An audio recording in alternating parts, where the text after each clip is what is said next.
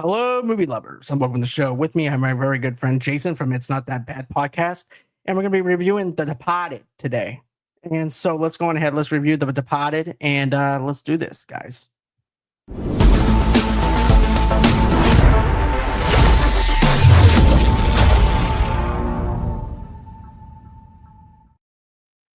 How you doing over there?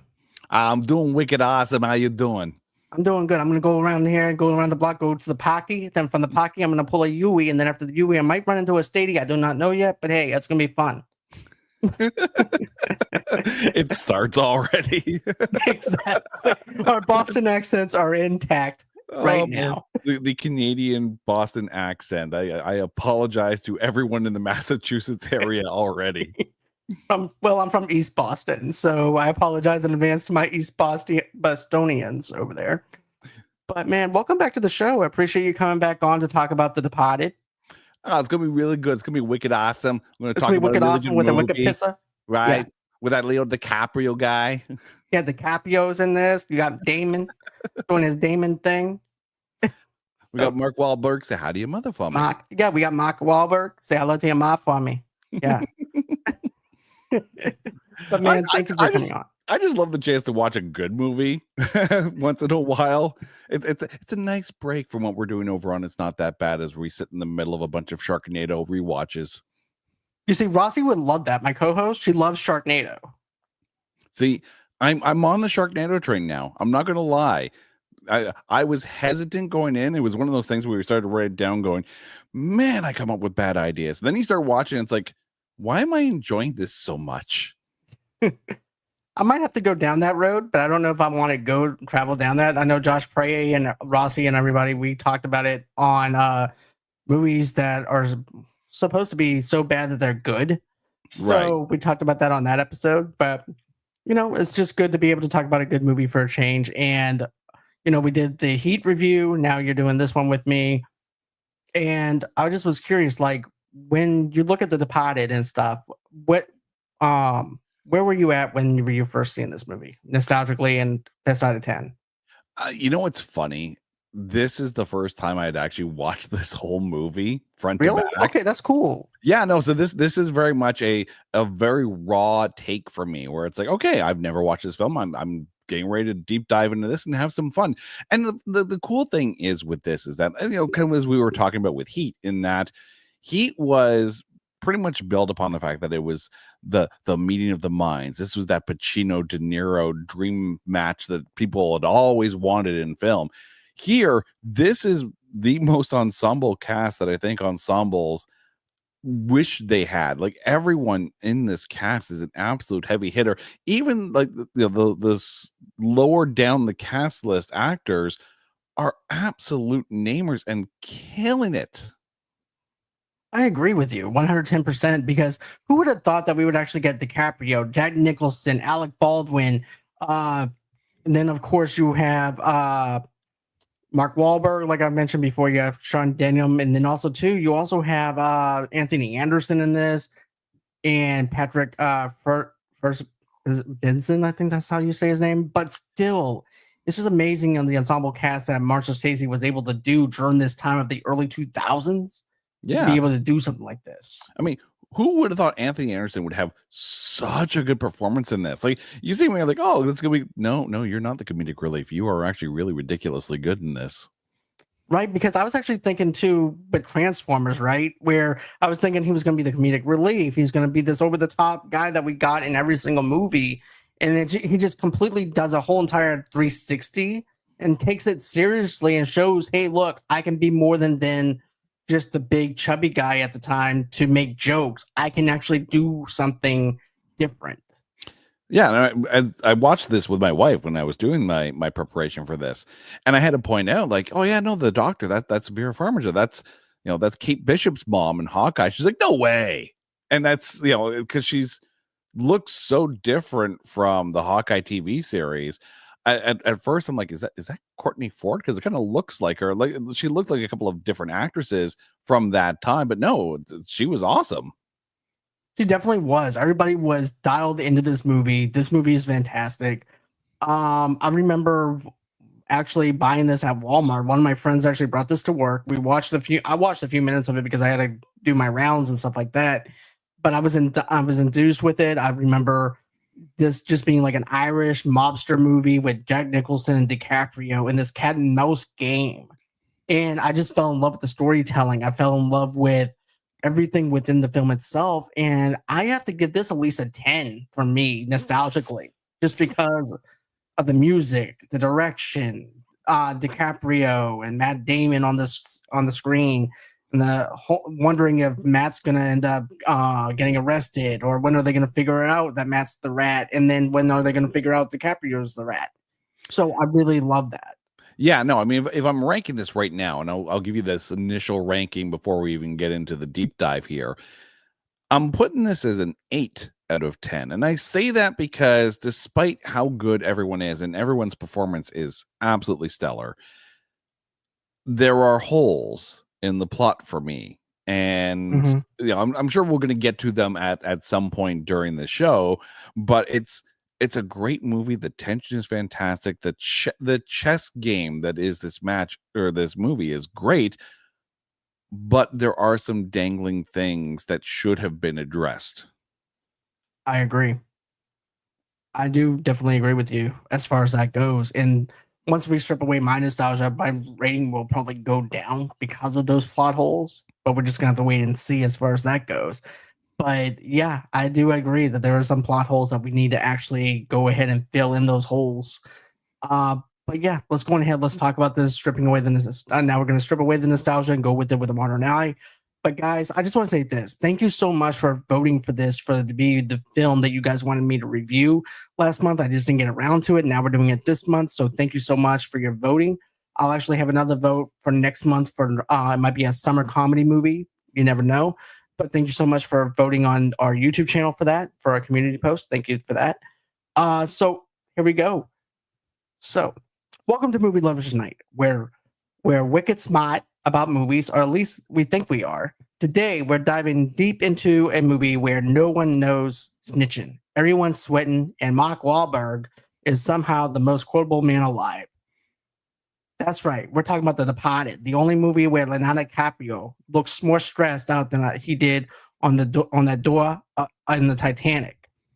We got moles in the department, rats in the mob, and Jack Nicholson doing, well, whatever the hell Jack Nicholson does. And then don't worry, we'll be unpacking every double cross across Boston. And our accents on every time Matt Damon makes you want to punch drywall. So grab your donuts, your donkey, and your wiretaps, because we're going down undercover with the Departed. So here we go. Okay, at the very young age, Colin Sullivan is introduced to the police heist by Frank Costello, an Irish mob boss in South Boston. Frank gets Colin into becoming his informant within the Massachusetts State Police. Years later, Sullivan graduates from the State Police Academy. He is soon accepted into the Special Investigations Unit, a police unit focusing on the police heist in Boston. So what I like about this is it sets up everything with Costello doing the monologue, with Jack Nicholson saying, I don't want to be a product of my environment, but I'll let the environment be a product of who I am. And then he's going into the whole entire aspect of, separation, segregations and stuff, and the Irish. And then you get this scene where he walks into the diner and he sees a young Matt Damon there, Colin, and he's just minding his own business while he's trying to collect money from this diner guy. And he packs Colin up with a comic book, Wolverine comic book. He also goes ahead and gets him groceries. It kind of looks like Goodfellas, but but that's what it looks like to me. What about for you? What do you think about this? I mean, first of all, I love the inclusion of the comic book, because that alone right there is a very subtle yet not subtle way to kind of identify what year we're talking about. Like that tells you everything you need to know. Like that this sets up the era that this scene is happening in, knowing that we're going to, get down to the future where Matt and Leo are in, school learning to become cops. So that's a great way of actually subtly dropping a date reference on there. This whole early section, right? The bringing Colin into the fold, getting him to do all these errands for Frank and what. Does Nicholson not come across like Joker without the makeup in some of these scenes? Like anytime he walks out of shadow, it's like I expect him to all of a sudden drop a "You ever dance with the devil in the pale moonlight?" But I like this because it sets up Frank as this kind of mobster that knows everything that's happening in the neighborhood. And for those who are, they're just doing their thing. Yeah, okay, he's going to help them out, even though he's taking from every single business that's in the neighborhood. And basically, that's their protection money. It's kind of like that. You know, they feel like they're the protector of the neighborhood, even though it's like it's his fiefdom, and all these people in the neighborhood are his servants, whether they like it or not. Colin feels like someone he can actually kind of groom up and you see other kids that he's working with, so it's almost like he's creating this little ground level little mafia force, and it just paints him in such a positive yet negative kind of way because he's doing it through he's manipulating the thought processes of those in the neighborhood towards him, but at the same time that's shady if you're building taking these kids and turning them into your little you know little rat race mafia team. Right, I gotcha. I think it's also the fact too that these kids are minors, so therefore they don't have to worry about doing any time. So therefore, Costello could just go in and bust them out of jail anytime that he wants to, and just use them for pawns, if you will, and stuff like that. But I do agree with the fact that Nicholson does have this Joker kind of vibe, like later on in the movie. Like at the very beginning, Nicholson doesn't have the gray hair or anything. It shows him in his prime. Mm-hmm. And it doesn't show him like as a loose cannon or anything like that. He has a way with him where the swagger about him, in a sense, where it's like, I'm in control of this. They owe me money. I need to get the money from them. And I'm going to collect the money myself. I'm not going to get my guys to collect the money. And it makes it even more threatening. And he's not raising his voice. He's not being over the top. He's this guy who's just trying to collect his money and try to explain to them, hey, look, if you don't get my money, I'm going to come back here with repercussions. Then my guys are going to come in here and do a number on you. Mm-hmm. With me, I can go in here and collect my own money. I don't need these other guys to do it for me. But I think it's also the part of that scene where he starts coming on to the shop owner's daughter. Yeah, that's and creepy. It's real creepy, right? But that allows us to be able to very easily paint Frank with this "you are the bad guy" paintbrush. So it works for the scene to set up the character, even though it makes you go, "Ew, ew." And the weird thing is, she kind of sort of dismisses it, but she doesn't really dismiss it. So I wonder if it's one of those things where the daughter's like, I'm going to play it cool for my father so he doesn't lose his ish, but it creates like an awkward tension in the scene. Mm-hmm. But yet Colin doesn't really react at all to that. Right, because Colin's like, he probably saw Costello do this all the time though in this diner, probably. So it's probably like, well, it doesn't matter. But at the same time, It's like, though, yeah. Go ahead. yeah, it's you mentioned it. It's the swagger, right? He Right. feels he can come onto this girl, and he feels that everything's okay because it's him. There has to be some kind of charm in that from Colin's point of view. Right. And also too, like you mentioned the fact with the girl and him, the actress that plays this girl, after they got done shooting, she said about Jack Nicholson shook her hand and said, "Honey, you're doing a fantastic job." That's awesome. And he goes, any other woman would have actually despised me for what I did and stuff. So she actually did a pretty good job. With just handling her. Yeah. But and then he tells her, "Hey, you must be on your period," and stuff, and it's just very creepy, like we mentioned. But we won't keep harping on that one scene. But I just thought it sets up so much within it, because remember, Damon goes to, Colin winds up going to church. He goes, "Well, what do they want you to do? They want you to stand, sit, and nail, stand, sit, and nail.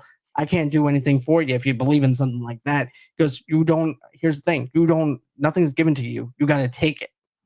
So I like how he's trying to teach him street smarts. While he's trying to teach him street smarts, he's also got some book smarts because he's trying to teach him his way into the academy to be a snitch for Costello. And I think there's the other thing too there, where he's constantly dropping literary references, literary quotes, and asking him if who the author of the quote is. It shows that there's Frank wants Colin to be educated. Frank wants Colin to be a smart guy, just not some dumb gun-toting goon. So it's clearly he's setting Colin up for bigger things in the organization down the road. Oh, definitely. And it just paved the way for him within his future of doing this.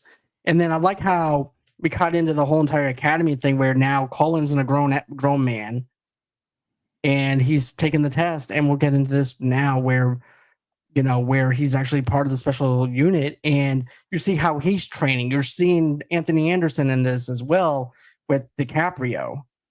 And we'll get into DiCaprio and them in a few minutes, but I like the fact that we don't see a title until like 15 minutes into this movie either. This whole, Academy montage scene, I'll be honest, it threw me for a little bit because we had met Colin as a kid, and that's fine. But then we're kind of going back and forth between both Billy and Colin in the Academy. We didn't really see much of a change and it's not like DiCaprio and Damon are completely different looking from each other. You could argue that the kid who played Colin, young Colin, could have been either of them. So the fact that they're going back and forth, I'm like, well, which one is the kid? And I started to question, like, which one is the one that's working with? I mean, it adds a little bit to the mystery early on into it, but it's like I found it a little disorienting at the time. But I liked the fact that you very much had one who was the perfect pupil in the academy, and the one a little bit less than, but still doing just as well. Same. And what I think it is, though, too, is like Colin's just doing some self-reflection of where he was as a kid, probably, and going into it and the academy now as an adult. It's like I started from point A with Costello, and now here I am being an informant for Costello. Yeah, absolutely. And so it's one of those things too where you would wonder, because you have to think that the academy tuition is paid for by Costello, right? So the fact that Colin is there and he's very studious and doing everything by the book and all that, and Costigan is like maybe not so much. That's what led to a little bit of the confusion, right? Because you wonder if someone would go into this academy, knowing that everything is paid for, knowing that not necessarily that they're a made man, but they're definitely covered by Frank. It's like, would someone like that have an attitude, or was Colin set up and told to make sure that, like, no, you do this by the straight and narrow, so you don't raise any flags? A little bit of like maybe one scene showing Colin with Frank kind of thing at that age would have eliminated any of the questions that anyone's having while they're watching this scene. Right. But for me, though, I think that they did a good job of casting young Colin to the point where we can actually know that's Colin as a grown adult, because the face structure of Damon's face and also young Colin matches to me. So I'm like, okay, this is him in 2006, for example, and this is how he grew up before and everything before he got transferred into this whole entire thing being his snitch. So that's what I got out of it whenever I saw it for the first time. I didn't really feel that disconjointed or anything like that. Let's see here. JW says, I like the confidence of live streaming, opening yourself to Remy bonding over something you love. Kudos. Thank you. Appreciate that, JW. Alrighty. But yeah, I just think that it's perfect pacing. I think that the storyline itself is really good as far as Damon goes. And then you get this other thing. You were mentioning this, though, Jason, is where the straight and narrow, making sure you don't make no mistakes. But he's looking at the Bunker Hill thing, and then he gets this big-ass apartment. Yeah. And Costello's funding that, too. And I imagine that Costello's like, this is a bullshit idea for you to do. I could just imagine him as like, he's supposed to be a father figure too, Colin. I could see him, what the hell are you doing? Yeah. Even the real estate agent is like, so what do you do for a living? Oh, I'm a statey. Oh, really? Okay. You got family? No, no family. Just me. Look, I'll sign the fucking paperwork right now. Let me have it. So, dude, you're already making a big mistake by getting a place that's bigger for you as a single person, not only as a single person, but someone that makes statey pay. Yeah. So, yeah, That's the one thing that you can see that Colin kind of got some of that swagger, maybe falsely, from Frank kind of growing up. So you can see kind of that. Though going back to the Academy montage, though, I just want to point out one thing is that the smart thing that they did was at no point do you see Colin or Billy in the same class or in the same group or cohort or whatever. Because, I mean, you have to think the Academy, while it's going to be big, it's not going to be that big. So there's the possibility of crossover. But if they weren't, if we never see them together at any point during the Academy, even at graduation, then it allows us the ability to realize that, well, maybe they don't know the other as things are coming up. I can see that. I can agree with that. But I also like the whole entire training montage though too. Like the hollow point bullets. Then you also have them being trained on how to use their guns and stuff, and has this realistic look to it that I haven't seen in film up until like maybe later on in the future. You know what I'm saying? Like a couple of years later. But Mhm. I just love that whole entire thing of them training and then them going up against the fire department with their tug of war stuff for training and stuff. I just thought it was really good and well put together for that. Yeah, and you see the attitude in Colin during that match, like, that you really see that, I don't wanna say mafioso kind of feel to it, but very, very dismissive, like, very much like he's better than everyone else in his own mind, and that comes across as he's, telling the firefighters all to F off. Right. That's pretty much it. He's acting like he's this big, huge, big time cop already, and he's not. He's just a person of the academy that he could have flunked out of the class and out of that whole entire thing if he wasn't being careful and if Mhm. Frank wasn't paying for what he was paying for Colin Yeah. as I well. mean, that's the thing. He's there at the academy on Costello's dime, and you're seeing that kind of attitude, and the whole apartment scene, the rugby scene, all of that tells you exactly who Colin is. So there's no question as the movie goes on. We know exactly who he is and what he is and why he is.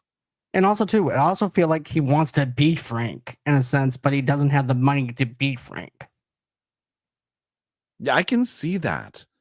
I mean, that apartment scene alone, like getting that kind of view, getting that kind of apartment, that's a statement right there. Like he sees and he's had to see Frank basically live the big life. I'm sure Frank probably has a decent sized house, although we never really kind of see it. No, we You know, don't. We just see judgment from the living room and stuff like that of where he comes from. yeah, but we see that money is no object to someone like Frank because of course he was doling out money at the diner and take some bread and all this and take these this like money isn't an issue for Costello, and he even says later on in the film like it was never about the money. He's never needed the money for a long time. So money doesn't really have you know a value to Colin because it never had a value to Costello. Exactly. So now we're getting into DiCaprio's character, Billy Cossington, a state police academy trainee and nephew to Jackie Cossington, a deceased and murdered mobster and former member of Costello's gang, enters Captain Oliver Quainton's office to be accepted into the special investigation unit, but gets many rude remarks by Staff Sergeant Sean Dignam. Dignam and Quintum recruit Cossington for infiltrating Costello's bank robbery organization, seeing him as a viable candidate because of his family ties to the police heist after being in jail for 4 months. As a decoy for his inflation and to make his identity believable, he meets Mr. French, Costello's second in command, after fighting with a man who insulted and made fun of him for ordering his favorite drink. So let's talk about this first before we get into that. But the thing that I like is this with Billy. is the fact that we established Colin. Colin has everything he wants, everything he desires, he has. And then we have DiCaprio, who wants to be a statey and can't be one because of the connections with the mob, because of the stuff of his family history. And he's having to force to be someone that he's not, and to pretend to be someone that he's not. And I also like this though too. It's like this is DiCaprio before he becomes a man, if you think about it, because he's in a little schoolboy's outfit. So it kind of reminds me of Catch Me If You Can with that outfit that he has on, trying to teach the class. Oh my god, I love that film. I love the film so I love much. that movie too. But this is, and here's the thing: I didn't like Leonardo DiCaprio's acting ability until I'd seen this movie, and then I was like really on board with DiCaprio's acting. But it just goes from boyhood to manhood really fast. Like, he looks like this little innocent person, but he's also is smart. He's book smart. Even Dignam winds up telling him, he goes, "What the fuck are you doing here? You're never going to be a statey or anything. You're just because you're already pretending to be someone that you're not." And he goes, "You're a rocket scientist. You're never going to be a state trooper." So what he does is he tells him, "Look, we can go ahead and infiltrate you and put you in jail to make it look like that you're really someone that got arrested. We'll even put you through the psychology and stuff like that too, but you will never be a state trooper. You will never be a cop." Yeah, this movie and definitely this part as well was giving me vibes from The Recruit from back in 2003 with Al Pacino and Colin Farrell, and how like Colin Farrell basically had to flame out of the program so he could be used to kind of sniff out the mole in the team. So we kind of get those kind of vibes as well. I love the good cop, bad cop dynamic between Martin Sheen and Mark Wahlberg in this opening scene. Because, I mean, like, Martin Sheen is just like, he's like the teddy bear version of all of this, right? And then you get Mark Wahlberg coming in and it's like, cool, I know all the F words and I'm going to use every single thing that I can use. Like, Wahlberg went into this, like, very much like almost like with a chip on his shoulder, right? I agree. He comes in, having done some fun films, and yeah, we are talking Marky Mark and the Funky Bunch or whatever, but he comes in guns a-blazing. This character is an ass.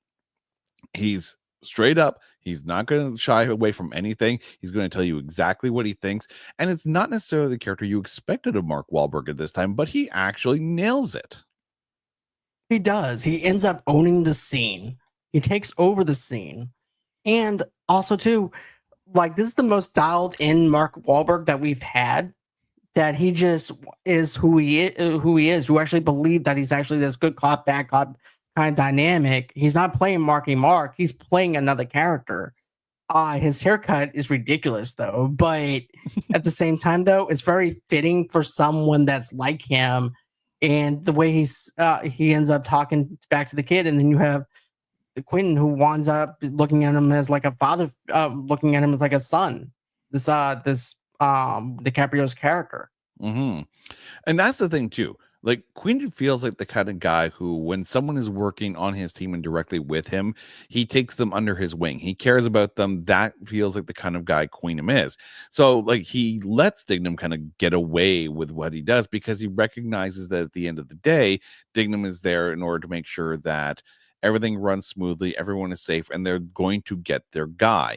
And they know that they're basically setting up Billy to go in undercover, and they want to make sure that he's not going to break, because this is the kind of verbal abuse that he could get if he does break. So it's almost like Dignam's testing him to see his resolve and to see if he's ready to take on this long-term undercover, you can't be yourself then and you can't be yourself afterwards kind of gig.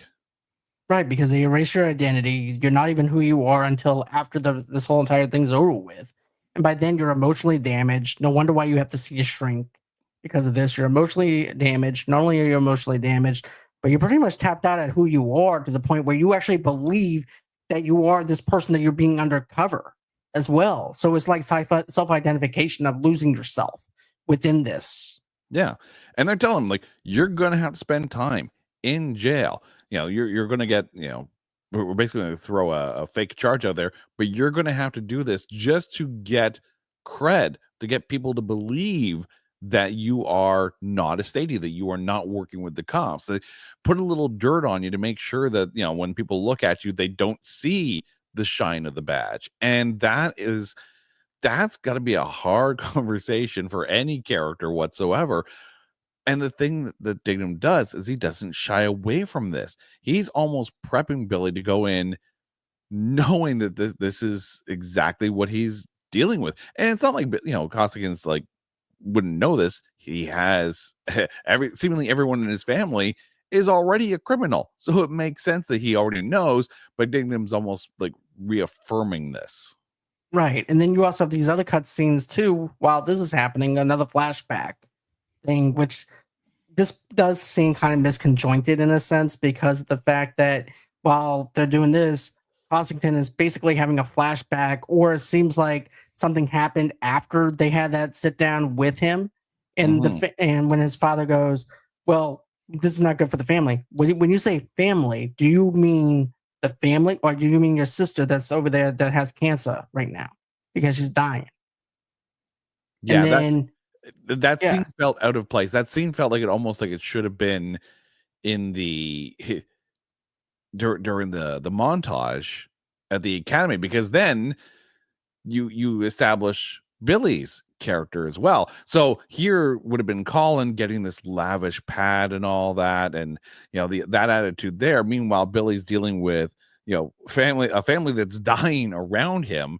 Right, that would have set up the dynamic a little bit more, I think, at that point, between who's the quote unquote the made man and who's struggling through everything else at the same time during the academy. But you see, I think that it does a better job once he gets into the prison life because you see the difference between Billy and you also have the difference between Colin, where Colin is looking over Bunker Hill. You also see Billy, who's struggling in prison, who's going through the prison system, getting fingerprinted. And then this other person who's in prison with him goes, "So, you know your cousin? Yeah, he's a kind of ball bag, huh?" He goes, "Yeah, he's not very smart." So you have the dynamic of Cossington, you know what I'm saying, going through this thing while Damon's getting to live his best life, being a snitch, being the job that DiCaprio character is always wanting and he can't have. And you have this other guy that I feel like is being punished because of who his family is. Oh yeah, I mean, Costello basically put the shine on Colin all the way through the academy, and even during the time that Billy's in jail, in order to get him to be believable in the police force so he can work for Frank. At the same time, Billy's being pushed down so he can get into the weeds to go after Frank for the police. Right. And another thing too is like then you have to. I like the Dropkick Murphys being played in the prison cell. I also like the other where we actually have the opening title of The Departed after 20 minutes in, which we have this long, huge, cold opening before we get to the main titles, which I really like. We just bam, we're introduced to the characters. We don't have to worry about who's the editor, who's the director, who's the actors. We already know who the actors are. That's why we're here. That's why we're watching. So just give us the movie that we're promised on and let the film do its work. And that's what I feel like this film does. It gives us the characters. We're put into this world. Now we're having to go along this journey. Yeah, it's almost like a speed run to get to present day. And then the title card basically says, okay, cool. Now let the chess match begin. Exactly. And then you have after Constantine gets out, he's now working with his cousin, doing coke deals in Costello's neighborhood. Costello winds up finding out about it, but at the same time, I'm like, does he really know about it? Because it seems like they were in the neighborhood, and all of a sudden they just go visit Costello at the bar that they're in, and now he's telling him not to do jobs with his jerk off cousin. What do you think? Well, I mean, we saw Frank's ability to know everyone in the neighborhood and have a really good idea, because I mean that's what he would do, right? He would know everyone's weaknesses, everyone's, you know, niche, not niches, but needs, their weaknesses, their frailties, so he can kind of play on them to make sure that everyone in the neighborhood goes along, so everyone gets along. So I mean, Costello's going to know the family. He's, they've been part of the neighborhood. Costello knows exactly who he's dealing with, so he knows that Billy is, was at one point, or had to know that he was, in the academy, but then went to prison and all that. So he knows he's not working for the state troopers, or at least he thinks he's not working for the state troopers, right? So it's one of those things where, probably very much like Colin, he probably sees Billy as a way to, someone who can work for him, because probably sees a lot of Colin in him as well. But that means he's got to stop working with the cousin, or and get rid of the dirt that Frank, sees on him, that was put there by his time in prison, put there by Queen and Indignum. So it's one of those things where he doesn't want to work with someone like Billy if Billy's working with his cousin doing cheap drug deals, because how can he rely on someone like that? He's looking for someone that he can shape and mold to work under him, that he can trust. And that's why that scene kind of comes into play, I think. Right, that's true, because of the fact that he doesn't want any heat on Costello, doesn't want no heat on him with him doing the coke deals and stuff like that with his cousin. That allows them to actually have some heat. And yes, they don't want to be able to be part of that or anything like that either. So Billy needs to go on ahead and basically walk a straight edge, just as Colin had to walk a straight edge with Costello. But Billy's a lot more in there with him than Colin is. Yeah. And the other thing too, as we learn eventually, is that Costello's also doing drug deals as well. So it makes sense where he's like, okay, I can work with you, but you got to stop working with him. And he's going to stop working because it's cutting in on mine. And I think that's why he kind of goes easy on the cousin, where it's like, if I want Billy to work for me, then I can't go too hard on the cousin, and that's just going to push him away. So it's an interesting dynamic at that point. Right. And then it's like, and then, we wound up seeing that scene where it's like, well, what can I use you for, type of thing. We'll get into that in a minute. But then you have where Billy's sitting at the bar and he orders a cranberry juice. The guy winds up saying to him, "What are you, on your period?" Next thing you know, Billy winds up punching him. And then Frenchie goes, "That's a guy that you can almost hit, but you can't hit." And then he winds up saying, "So what? So you mean to tell me I can't hit him?" He goes, "That's a guy you can't hit, but almost can't hit." And then Frenchie winds up hitting the guy because of the fact he told him who Billy was. He goes, "Oh shit." He goes, "What?" And then, Frenchie winds up punching him though. But it's like, it's okay for me to do it because I'm part of this world right now. You're not able to do that because you don't have that connection right now to do it. This guy's probably a made guy. So therefore, Frenchie's basically the muscle. So he's allowed to, because Costello basically gave him the freedom to do that. Yeah. And that's the thing too. That's very much here is your lane, and you're going to drive in your lane very much. But it also shows, Billy's ability to stand up for himself and defend himself, and shows the kind of character that Frank may need in him eventually. Like, he's not afraid to throw down. He's not afraid to put someone down, even over the smallest thing. Frenchie coming in, and kind of setting the ground rules for all of that, but yet still making sure that Billy got his cranberry juice right after. That works out well, because it also shows, I think, this scene, not necessarily so much to determine Billy and his ability to do what needs to be done. This is setting up Frenchie very, very well, right? This is setting up Frenchie as that number two, the guy who keeps everyone else in line so Frank could focus more on the bigger things when it comes to the organization. Right. And then we also remember this though too. We also had this other scene that I forgot to mention where Frank has this girlfriend and boyfriend tied up, and this is not in his prime anymore. This is him with the gray hair. He's a little over the top, over eccentric, and Frenchie's like, and because remember this, when he winds up shooting the boyfriend and also the girlfriend, and just, she felt funny. And Frenchie's like, "What the hell is wrong with you?" Yeah, and that's the thing. Frenchie's not he's not a maniac. He's not a, he doesn't look at it like that. And that also shows too how far Frank has gone a little bit at this point, because as we eventually find out Frank, of course, is, an informant for the FBI. So you have to think that the heat on him is so much because this is the one thing he can't let anyone else know. So you have to think that that's kind of eating away at him at the same time as he's trying to run his own organization and getting into these drug deals, and maybe he's getting into the drugs. Frenchie is all business, and that's It's great. all business. Yep. Yeah, but that's the thing. So he's even started to look at Frank, go, "The hell's wrong with you, dude?" He's like, this is a little bit too dark even for me, for you to do this. And I stuck with you through everything. And here you are doing this off the wall stuff right now. Mm-hmm. It shows a little humanization with Frenchie a little bit. It's like, look, I didn't sign up to be this dark. Yeah, we do some dark shit, but at the same time, though, I don't think I can go as dark as you can. Yeah, I do this, but I don't enjoy it like you're enjoying it right now. Because there's enjoying your job in order to be able to enjoy your life, but then there's enjoying the grotesqueness of it, and that's your Joker kind of vibe right there. Right.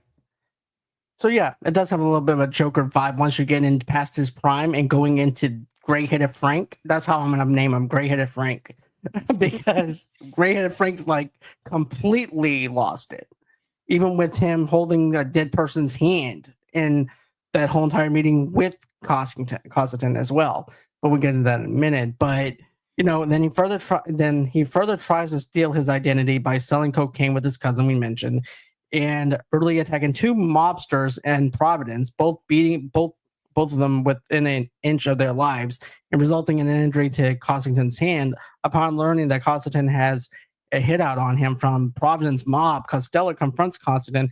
Costello tries to determine if Constantine still works for the police by hitting his injured hand with a boot, in which he gains trust and is accepted into the Costello gang. But just the stuff that, these two guys from Providence goes over there to the same diner. This looks like the same diner that Costello goes to. Mm-hmm. But then again, in Boston, every diner looks close to the same. Like the diner that Costello went to. But, then he's like, well, he knocks these two guys out. He takes a coat rack, hits one guy in the face with the coke rack. He knocks one guy into the ice machine. And then you have the attendant basically saying, hey, look, you need to get out of here. Go as far away as you can. And then Costello's like, look, you want these two guys from Providence to go away? I can make that happen. He goes, are you sure that I can't do this myself? And yeah, he's like, come with me. I'm not telling you. I'm not the cops. You need to come with me. Comes into the back. He winds up saying, told Frenchie, search him. He winds up searching him, takes off his boots, makes him search his clothes and everything. He's clean. He goes, the cast. The way they did to Constantine with the cast, oh my gosh. I felt bad for the guy. Yeah, and I think this kind of plays into the sadism that we saw earlier with Frank shooting the two people and commenting on how she felt kind of funny. Like, this is, it's a test. This is very much a test because it's torture, right? If he was working with the cops, he would have broken. He would have, stop hurting my broken ass hand. I'll tell you everything you need to know. He absolutely holds. Long enough for him to be able to pass whatever test the Frank is putting onto him. And the key thing here is this: Billy didn't take down Frank's men. He took down these two guys from Providence. So this is almost like, okay, so Billy just took care of a problem that was happening in our neighborhood. So we can't really hold that against him, but we want to make sure of who we're dealing with. And this wasn't a setup. So it's very much setting up Billy, ingraining himself into the Costello world, and at a reasonable pace too. It's not like he just got out of prison, went up to Frank, said, hey, you got a job opening there? I could work for you. No, right. I see a help wanted sign for gangsters, so let me come and join you. Right. Where do I line up for the goon for hire kind of job market there? Goon for hire, I like that. But that's the thing. He expertly got his way into Frank's microscope by doing these side deals, so it doesn't feel like a direct attempt to work with Frank. Frank came to him. He didn't go to Frank, which is why it's a little bit more believable for Frank to realize that, okay, Billy's not working. He's not a statey. He's not working for the cops. He got shunned away. He tried and he flunked out and he flamed out and he spent prison time. So he's on the level in Frank's eye, but it takes a lot to get to that level for Billy, including re-injuring that hand. Right. And you're right, though. I like the pacing of it, of setting it up, because you have these slow moving pieces. You have the coke deal with the cousin. And then after that, you have this whole entire confrontation with the Providence people. And then you have another confrontation with Frank. And then you're face to face with the monster that you're supposed to investigate.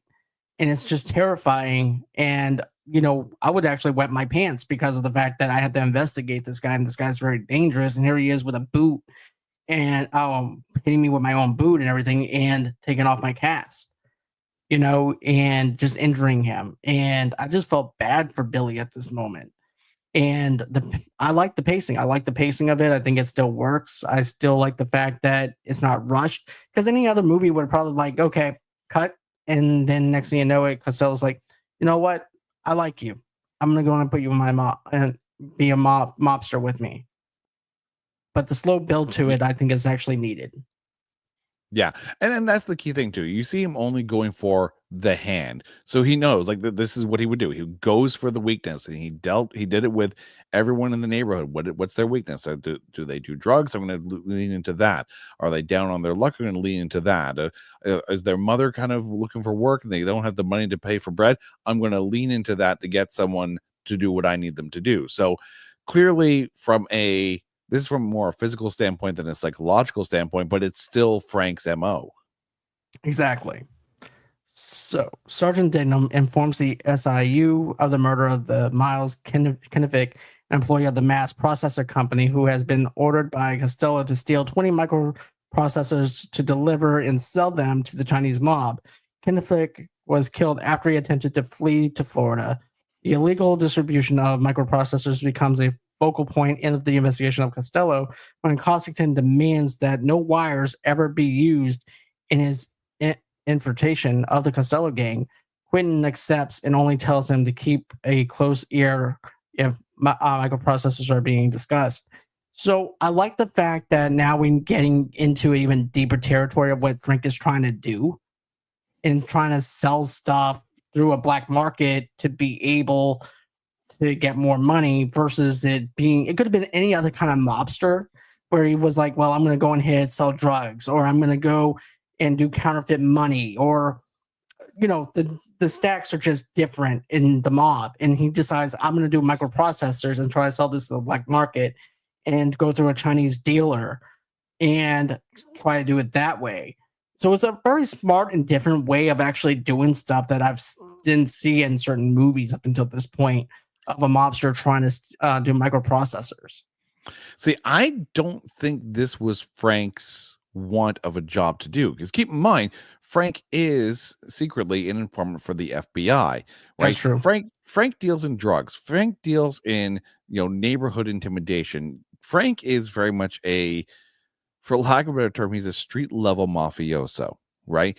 Street level mafioso wouldn't be dealing in high end microchip processors kind of thing. That's at a federal level. And the fact that you have Chinese dealers coming in to buy these processors, this is a Fed setup, and Costello is Costigan for the feds, right? So he's doing the dirty work that the feds need to do, but in a believable personality to be able to do it. So Frank could then pass that information on, but that's never really conveyed, and I think smartly so, because then it would have sullied the reveal of what Frank is that happens later on. So I definitely agree. I mean, he's a street level mobster who just wants to get by doing what is normal everyday gangster stuff that he normally does, but this is above his pay grade, pun intended, because this is actually an FBI investigation. And then even when Quentin asks him, he goes, what about those microprocessors? He goes, what microprocessors?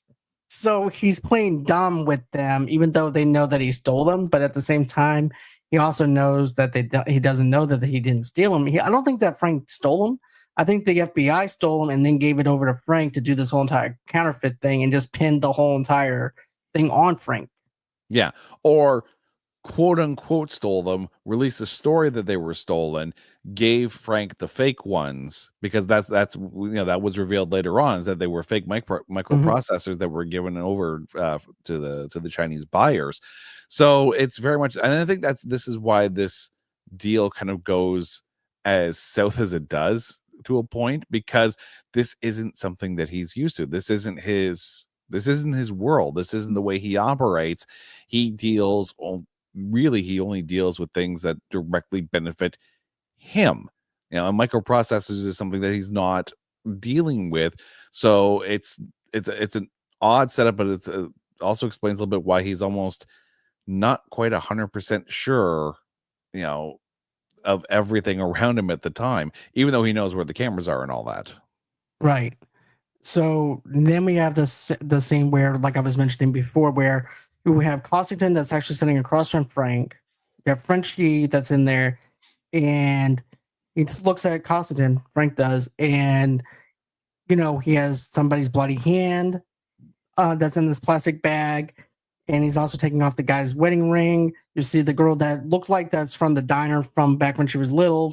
She might be banging, Frank might be banging her, which is really creepy. But then he's like, John Lennon once said, "What can I use you for?" He goes, "Well, Frank, I can tell you what. I would like to squeeze some fucking money out of you. That's what I like." And guess wise ass, huh? Okay.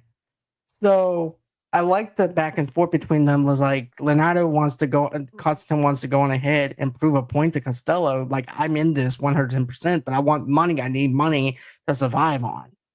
And then he has the wire on him, and he realizes, I can't do this with the wire on, because they already think that I was a snitch the first time. What makes you think that they're not going to try and search me again? So even Dignam and also Mark Wahlberg, they're thinking that, something must have happened. And that's when he explains it. Look, I need to do this without a wire. Do not try and force me to do a wire, or else I'm not going to do it at all. Yeah, this really shows well the stress that Billy's dealing with in this undercover assignment. But at the same time as well, this is a perfect scene to really reestablish that Queenan is the one in charge, because Dignam's going toe to toe with Billy, but Queenan's the one that says, okay, don't wear a wire, but just keep your eyes open and your ears open, and make sure you make note of everything that's going on, putting Dignam in his place, because he realizes that if Dignam pushes too hard at this point, then the fact of wearing a wire, then you run the risk of losing your asset in the field because of the wire in question. Right. And then, like you said, with Queenan, he's like, well, with the microprocessors, just make sure you make a note if anything's been, if you hear anything about the microprocessors. But you're right, though. If Denham kept on pressing on Billy, it would have been game over. Billy would have either been dead, or he would actually been deeper in Costello's crew, because he has no identity. Yeah, I mean, there's no way Billy could walk, at least not walk safely, right? And right. If Billy disappeared all of a sudden around this time, then Frank would be on to the cops, right? They know that something was going on, right? If Billy wore a wire and he got found out, well, then he'd be dead, and the cops would be nowhere closer, but Frank would know that he's being surveilled. There's one thing that bothers me a little bit about this whole thing, and it's nothing to do with the actors again. It's if Costello's working for the feds, and the feds have to have access to local and state level files, why does no one come in and say, yeah, you might want to back off on this guy, because here's what you don't know? I think it's just the fact too, like, you have an informant and they're not even informed on anything that's going on with Costello. They're out of the dark with everything too. Yeah. And that was the other thing too. And it only really just kind of hit me a little bit as we were talking about it, is that at no point did we see Costello pass anything to the FBI. We're just going on the words of one person later on that he is an informant for the FBI. But this microprocessor deal kind of puts everything into place, because why would he be dealing with microprocessors? That's not the kind of guy Right. Frank is. Which makes it 110% true that this one guy that told Cossington later on that he, like, Costello is a snitch. He's an informant. So it does make sense because this is too deep for just a mafioso kind of guy. So now we have, meanwhile, Colin Sullivan is investigating the murder of two Providence mobsters who Constantine beat up in a convenience store. He calls Frank the heist scene, and Frank tells him to arrest a mobster, Jimmy Pepes, to fit in the heist. Sometime later, one of Frank's men, Fitz, is in an interrogation room, and Colin poses as a lawyer. With the recording of the interrogation turned off, Colin lets Fritz call his mother, which is a warning sign to Costello's crew to clear the evidence and abandon their bank activities. So what I like about this is, like, he's investigating this thing, and he's going over this person's door saying, well, what about your son? He goes, oh, he's a piece of shit. He was a murderer. And then she tells him to go F himself. And then just as Frank is over there in the car rolling past them.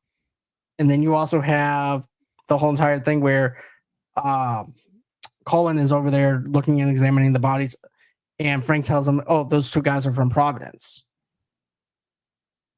Yeah, this was a really good scene for Matt Damon, right? Because at the same time as he's, helping out Frank and, giving him the heads up of things that are coming on, he's also got to cover his own ass for what he's doing. So here's one of Frank's guys, and he's got to go in and believably, and not set off any triggers, or any warning signs for anybody, still be able to get the information across, right, to Frank, because this is something's going down and Frank needs to know. But Colin's got to make sure that no one is onto him, the fact that he's working for Frank. So at the same time as we're seeing the stress get to Billy, and the fact that he's refusing to wear a wire, he's getting in, he needs to make sure that he's not in any risk of being found out and killed.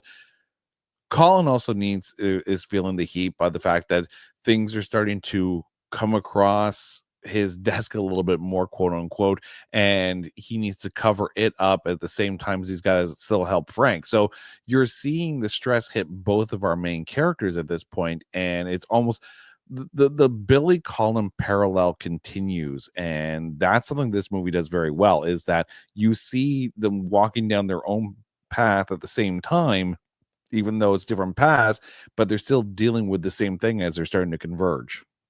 Right. And then here's the thing. Colin has a girlfriend now at this point. That's another thing we forgot to mention, that at this point he has a girlfriend. He's got the life that Billy doesn't have. He doesn't have a girlfriend. He doesn't have anything going for himself. He's alone, while Colin has everything that he could dream of. And the way he meets the psychiatrist, I thought was kind of funny, where he's like, so what do you do? He goes, oh, I'm a doctor. Oh, okay. And I like the back and forth between them. I thought it was actually pretty funny inside the elevator. He goes, do you need my number? Nah, I'm a detective. I'll be able to find you. You're good. He goes, nah, I'm just fucking with you. I need your card. So I just thought the setup was good. It's fun cocky, right? It's not like he's being, lecherous or whatever to Dr. Madden. It's that he's being playful, right? And that works. That's working for him. The reason why, I mean, obviously because Madeline is an attractive woman, and I get that, right? But it's one of those things where it comes out of the blue why he decides to bring in a girlfriend, because he was very adamant. I was like, no wife, just me, kind of thing.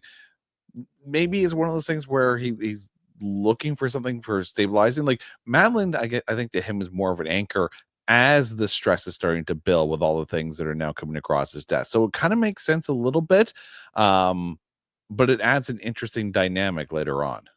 Right, because even Costello was even telling him this. He's like, you're being distracted right now. So she's basically a distraction that Colin doesn't even see either. So you have that too, where Costello's pissed off because of the fact that she's moved into his apartment too later on. And Because well, do you like little Freud sucking on your, and and you can definitely tell Costello is just pissed off at Colin because he's so distracted to the point where he's not paying attention to anything around him. Yeah. I mean, anything that takes away from anything that helps out Frank is a distraction, no matter what. Right. So, of course, it's almost a reminder, too, that Colin owes Frank everything. Like any money or position that he's got right now, his time in the academy, everything is because Frank gave it to him. So that's very much a put Colin back in his place and just remind him who the boss is. Doesn't matter what promotion he gets at the with the state troopers. He works for Frank, and this is a great reminder moment for that. Exactly. And then there's also that other part. I know we mentioned when they roll by the woman's house and stuff, and then she tells him to go F himself because Frank is nearby. But I also like how he tells Frank, "Hey, look, Dad, I didn't know about the teal until now." He goes, "Yeah, one is a gray van with a graffiti on it, and then you have this other car. Okay, no problem. Thank you, son." And then he runs a red light, and then in that intersection, and then they won't both wind up losing him. So I like those little moments of in talking in code, which we'll get into now, where you know where now you have Fitz is in the interrogation room and Collins poses as his lawyer, and then even Anthony Anderson's like, "What the hell are you doing?" Because you're not his lawyer, you can't do that. And then I like how the other state trooper is like, who's actually now a detective, goes, "Actually, he just did." So he winds up telling him, "Call your mother." So he goes, "Hey, Mom, I just want to let you know that I'm not going to be coming for dinner." "Yeah, I have some friends and stuff." So they wound up taking the whole entire apartment and then lighting it on fire, Costello and his friend and his crew. So what do you At think? no point is a cop going to let anyone, doesn't matter if he's a superior, turn off the camera and turn off the recorder and turn off the microphone. That's not going to happen. But it allows us to be able to see Colin starting to slip in what it is that he's doing, despite the fact that it works and still, works for Frank. But this is the pressure. This is the pressure building on Colin as much as it's building on Billy, in his situation. So I think it's a good slow tension builder to the eventual convergence of their storylines. I agree. I definitely like it. And there is definitely some stressful moments for Colin and stuff too, especially with the whole entire deal of him talking to the other mob boss. He goes, "So who did you call?" He goes, "I called you."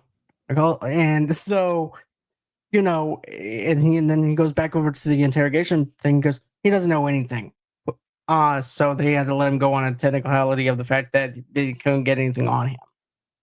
But like you said, it's not very believable as far as a cop thing goes. He's actually very, I'm trying to think of the word, misconjointed in a sense of not knowing what to do with right now because he's so stressed out with things, like you mentioned. So But yeah, I also, can definitely see it. he just added, a suspect, his own phone, had him call somebody, right? And they hand it back. Great, let's see the phone number. Let's double check this, right? Let's leave the evidence on your little flip phone there. Why don't we? Right, exactly. And he's like, and then he winds up telling him, "Hey, look, this is going to be okay because it'll be linked to wherever building that we can trace it to, and that's where they are, and it'll just be a burnt down building." That's basically what he was telling the other people. Worst detectives ever. Yes. Then let's see here. After receiving a tip of another deal of a microprocess occurring with the Chinese mob and the Costello crew, the SIU attempts to set up a sting operation. Civilian Sullivan calls Frank about the deal and warns him to use not to use any cell phones, while Costin secretly texts the unit a message as Frank deals with the Chinese leader, with Frank having Robert, a Chinese American, act as a translator. The SUI discovers they have a blind spot on the deal as one of the camera professionals forgets to add an extra camera in the back of the warehouse, for which Captain Gregory Elbury savagely attacks the cameraman. For his later discovered that that this allowed the Chinese to leave the warehouse by boat with microprocessors, while those who were detained leaving by cars were without contraband. So I like the whole entire setup of this whole entire thing. It actually shows us what cops have to go through to set up a sting operation and how big the sting operations can be and how stressful and everything's on the line for them to be able to do what they do. So I like the full heart of it, and also too the stressfulness of it, because you can definitely tell the stressfulness of everybody in that department inside that room, because even Alec Baldwin's character is stressed out with it. And then you're right. Then Colin's also stressed out because he's afraid that Frank's going to get caught this time. But he has to be the one to tell him, "Hey, look, there's actually a blind spot in this area, and where to go to be able to not be on camera. And you have only one working cell phone with this." Yeah, with Constantine. Before there were smartphones sitting in people's back pockets, this is what pocket dialing meant. So this is one of those really great tense scenes that Scorsese set up so well as far as the director goes. All these short codes that everyone is sending each other, and they have to do it in their pockets, so they're not necessarily seen, but clearly they've practiced this enough. But everything is so slow and sparse and tense, and just the suspense is built up so well, especially in the fact that there's no music at all during this scene. It's very much people watching monitors. Meanwhile, you've got the deal going on. It's so well done, and you almost breathe. You take a breath after everything's done, after the entire scene's done, and it's like you didn't realize you were holding it at all, because everything is so methodical, and that there's all these different little the fact that Colin is trying to warn Frank at the same time as Billy is trying to feed information to Queenan. And also, why are Queenan and Ellerby working the same thing at the same time? Like, at some point someone's got to talk to each other at this, but it's one of those things where there's so much pressure put on this Right, so one much tension thing, built up into this. right? So the fact that the camera guy forgot to put like one or two cameras here or there kind of thing, so there are blind spots, everything makes sense at this point, but everything is also ridiculously set to intensity level 10, but without the typical like action or the gunshots. Or this is very almost Michael Mann-esque, going back to when we were talking about Heat.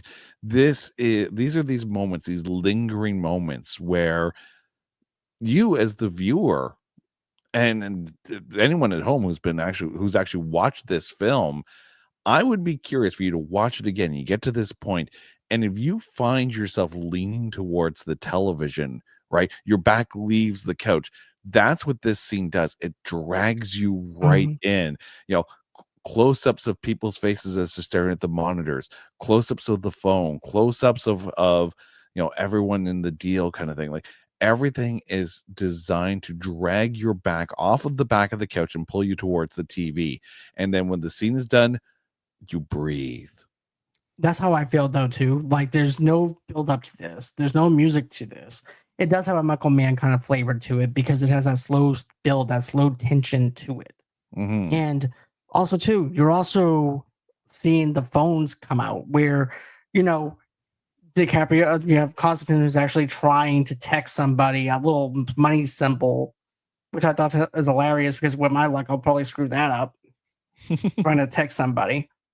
But thank God this is set when it's set, because otherwise we're like, why are you sending me like an eggplant emoji? That makes no sense whatsoever. My bad, Cap. I thought I meant to send you the other one. Let me go on ahead, and with my luck, I'll probably do like a flipping him off emoji instead. You're no longer telling him what's going on. You're just basically setting yourself a situation where you need to go visit HR. Exactly. You're done. You might as well just work for Costello at this point. But just that slow build, and then them with the camera, and then them not knowing if they're going to be able to catch this guy. And I was actually one of those people when I first seen this movie, where I was like on the edge of my seat. I was all the way up to where the TV screen was. I'm like, is this the moment that they catch Costello? And then you realize, oh crap, it wasn't for that stupid cameraman, they would have had him. And also too, it wasn't also for Colin tipping off Frank and them, they would have actually got caught as well. So, it's basically Costello made the cameraman take the fall for everything, basically. Oh, absolutely. This scene is mastery. This scene alone is the reason to watch this film. I agree. So, is there anything else that you wanted to talk about as far as this scene goes? Because I also like the back and forth with the Chinese dealer, though, too, where he's talking in Chinese, and then you have Costello goes, "Tell him in this country, no ticky, no laundry." So I like that little back and forth with Costello and stuff, a little dark humor within it. Yeah, that line felt odd to me, because I mean, like, it's maybe it is a Frank thing, maybe it is, as he's starting to go a little bit on the crazier side, because it felt like the kind of line that was going to derail the deal, or could derail the deal, as That's opposed to true. steal the deal, right? I didn't think But I about it like mean, that. but the other thing too is that, again, he's not used to dealing with these high level, top level business style kind of criminal, right? He's used to the street level villain, so that's probably the reaction, or at least the level of disdain. This is the same disdain that Colin gave to the firefighters in the rugby match, just a That's little true. bit more racist. A lot more racist. But it also makes me wonder, though, too, if Colin is actually gay because he's having all those problems in bed with his girlfriend, or if it's just him being so stressed out to the point where, you know what I'm saying, where he's not being able to perform in bed. I think it's more of the stress thing. I think this is very much one of those things where his mind is nowhere near Madeline. Madeline's almost like a shield, right? Mm, Or not necessarily a shield, but almost like an anchor that he needs. But he can't commit to that anchor because Frank is putting the pressure on him in order to be able to keep doing his job, right?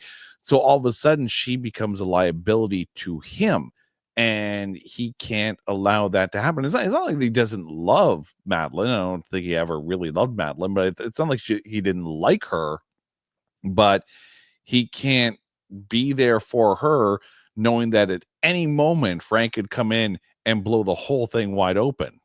right. So the next day, Dignam has a conversation with Constantine about his concerns of the naked mall rat at the SIU. As he meets with Madeline, he talks about Colin's relationship with her. Sometime later, she moves in with Colin. Frank then calls Colin about the SIU, finding out about the naked mole rat, and he agrees to help Frank by the investigation of the gang's personal information through a police database. With Elbury's advice, Colin meets with Frank at a hardcore pornography theater to exchange the envelope of his gang's personnel information. Constantine tells Sullivan and is ordered to make an arrest. So let's talk about the fact that, I like this whole entire thing with Constantine talking to Queenan.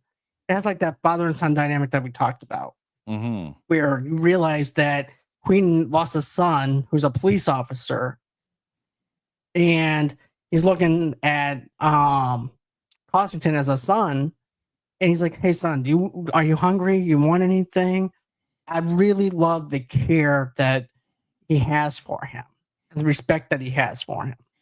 It just makes what eventually happens to Queenan that much more of a gut punch, and I think you needed to set that up, because Dignam is very much, riding Billy through the whole thing, and giving him the gears, but with purpose.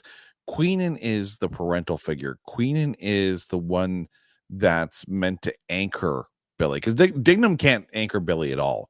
Queenan has to, and it does. It sets it up so well. So when it does happen, we'll get to it later. But when it does happen, you sit there and go, not him. Right, because I had that so emotional attachment to that character. Whenever he does die, I was shocked because I'm like, you have this guy who's willing to do anything for Billy, and then that character is now gone. The one person that Billy entrusted with anything is now gone. He has no one to go to. I felt bad for him at that scene, but we'll get into that in a few minutes. But I just love this scene so much because it sets up a lot for later on, and it just makes us feel even more, like you mentioned, it makes us feel that more emotional attachment to that character once he's gone. And the other thing too is Queenan is Billy's attachment to the life he once had. Because think about it, right?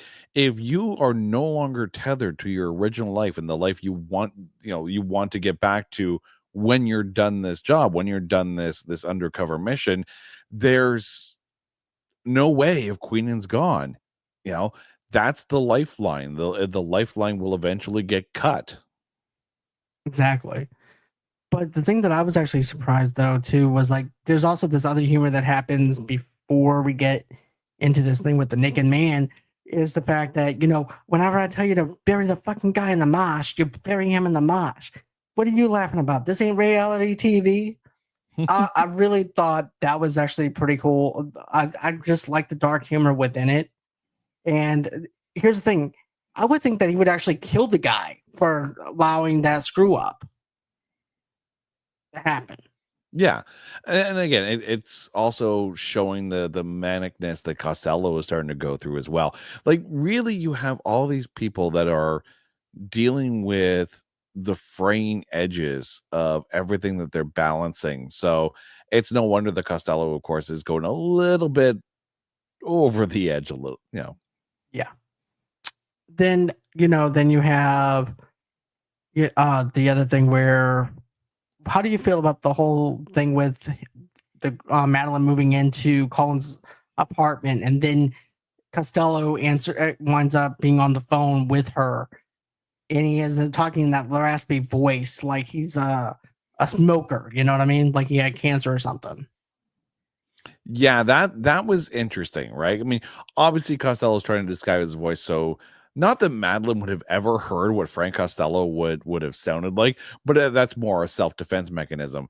But it's that whole scene, and the Scorsese does this one moment where, shortly after Colin hangs up the phone, you see Madeline in the background, and you can tell it's like it's an overlay that he's done because both of them are perfectly in focus, yet the depth of field would have to be so insane. So clearly there's a split edit at that point, but just the dynamic between what Colin's dealing with during that phone call on the balcony. Meanwhile, Madeline's sitting there, and this, of course, was a bit of a moment between the two of them, kind of thing, where all of a sudden now he's on the he was on the balcony and he's being put back into his place with Costello, knowing that Madeline is now, and he realizes this at this point. This is the weakness that Costello is going to use against him. Right, because now he's got leverage on someone that he has a lot to lose now versus before where he had nothing really to lose. So therefore Frank couldn't really threaten him with anything. So he winds up saying, well, do you like her sucking your, and then, but yeah, now he's able to just put him back in his place and make him wake up and say, hey, look, if you don't do this, something's going to wind up happening to her if you don't snap out of this. So I like that whole entire dynamic of Frank actually trying to put Colin back to where he was so that way they can get going back to the way things were. Yeah, that's the thing. Colin is way in too deep right now. And it's not even like Colin is a bad guy. He's just doing what Frank has told him to do all along and, paying Frank back for everything that he's done for him.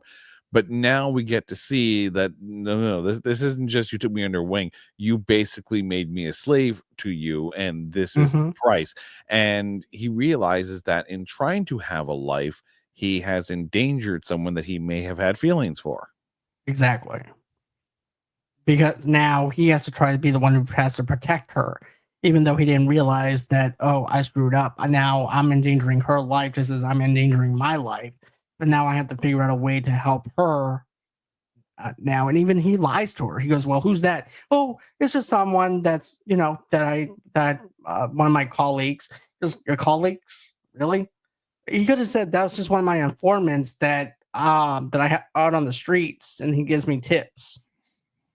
Yeah, but that just goes to show that Colin is in way over his head. Yeah. He's not a good liar. He's No. not, right? Yeah. So that just shows that Colin, despite the fact that he was kind of helped to be put there by Frank, he is in no way capable of dealing with.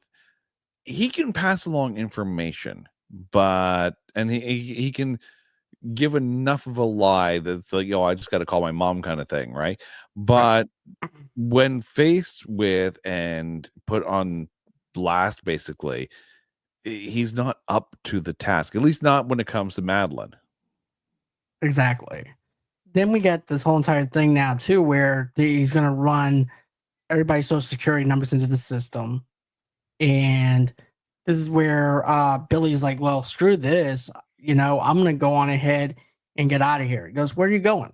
French is like, everybody has to stay here. He goes, I'm getting out of here. So he goes on ahead, sleeps with Madeline. And yeah. Yeah, this is Billy's need to have some kind of grounding as well, right?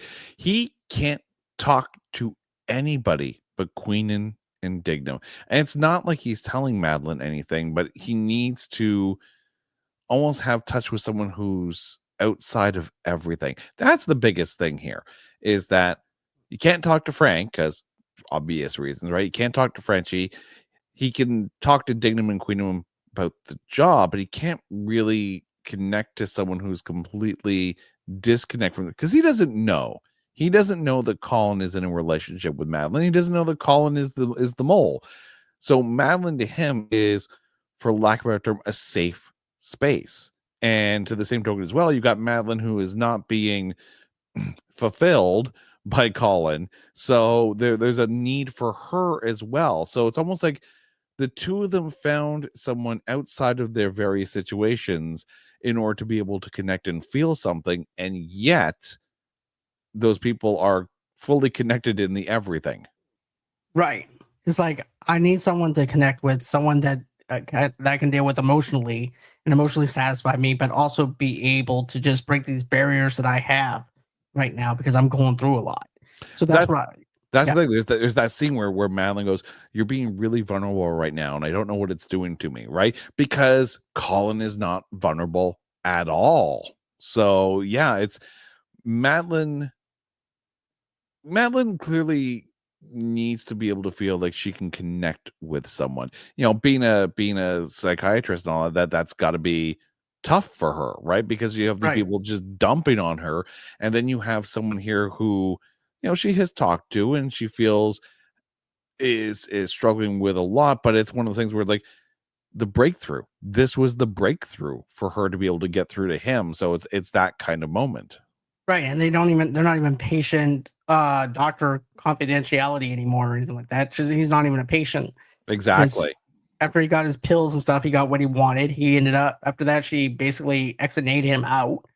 And so now he gets to do whatever he wants, basically, and just talk with her. And then he's like, well, how do you deal with deception? How do you do with lying and stuff like that? He goes, well, you just have to go on ahead and just keep everything on an even keel. She would just lie if Colin ever caught her with Billy. Mm-hmm. So she would even protect Billy versus Colin. I think she would give Colin up if she discovered that he was the mole, and protect Billy at all costs. Yeah, because even though Billy's not being completely upfront with her about, who he is and what he's doing, more importantly, what he's doing, he's able to connect with someone, with the person that he was. Right. So let's see here. So tell Sullivan is ordered to make. Okay, so Colin meets with Frank at hardcore. Okay, so now we're getting this whole entire thing with Colin meets with Frank at a hardcore pornography theater to exchange the envelope of his gang's personal information, which says citizen on it, because the other guy didn't know how to spell citizen. So Constantine winds up telling him and showing him how to spell citizen. So he tells Sullivan in his order to take an arrest. He pursues Colin around the city. They notice each other, but neither gets clear look at each other's identity. As they are about to confront each other, Colin accidentally, unintentionally, mistakenly stabs and kills a Chinese restaurant worker instead of Constantine, and Constantine searches for Colin, but he escapes. Colin then confiscates a VHS tape of the Chinatown area and sees Constantine, but his face isn't revealed because it's pixelated. As Constantine meets with Frank, Frank becomes aware about his crew member infiltrated and confronts Constantine about this, saying in the old days he wouldn't just have everyone who worked. He would just have everyone who worked for him killed. Constantine doesn't seem to be concerned to Frank as the naked mole rat, and attempts to dissuade by telling him to look at an older, disgruntled worker who they can do what he does.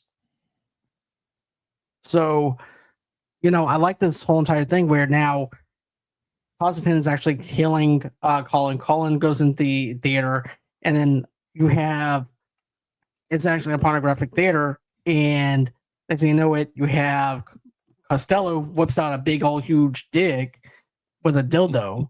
He goes, and I just thought that scene was comical, but also this is very Joker-esque, like you said, because I can just picture Nicholson with a Joker makeup and him having to do this in front of Colin and do it that way.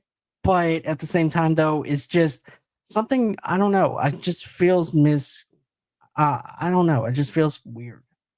Yeah, this is where it's almost like they let Jack be a little too Jack kind of thing.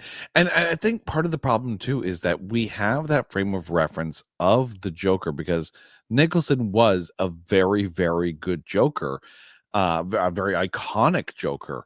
And it's hard sometimes to watch an actor do things in other movies when they could so very easily be, you could point to another movie and go, oh, he's just doing this.